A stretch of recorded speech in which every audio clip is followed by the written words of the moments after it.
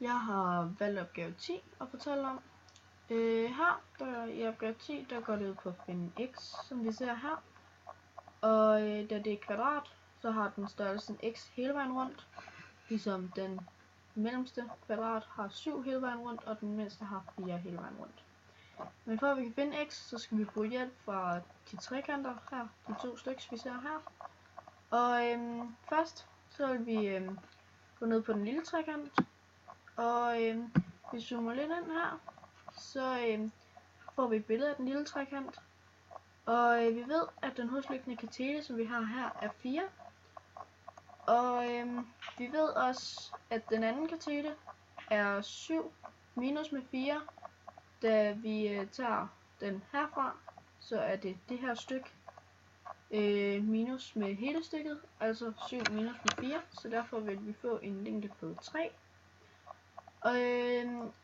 Og vi ved så, at for at vi kan få hypotenusen, så skal vi tage c, eller lille c i anden, plus med lille b i anden, altså det vil sige 4 i anden, plus 3 i anden, og tage kvadratroden af det, så derfor vil vi få en hypotenuse på 5.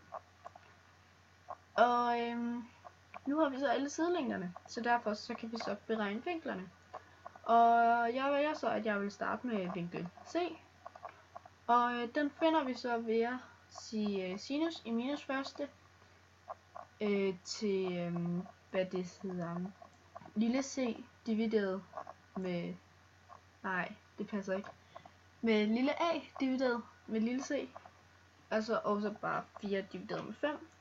Og det vil så give c en vinkelstørrelse på 53,13 grader.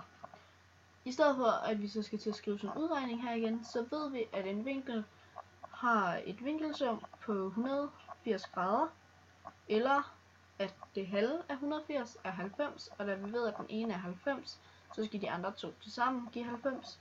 Derfor har jeg nødt med bare at skrive 90 minus med vinkel C, altså 53,13, og derved beregnet, at vinkel A er 36,87 grader. Ja. Vi ved så, at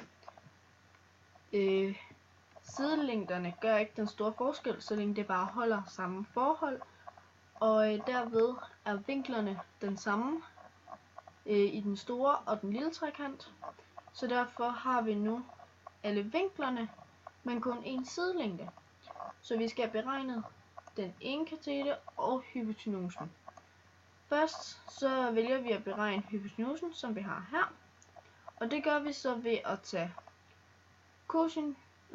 ved at tage 7 og dividere med cosinus til den lille vinkel, altså den der er 36,87, hvor vi så vil få en længde på 8,75 her.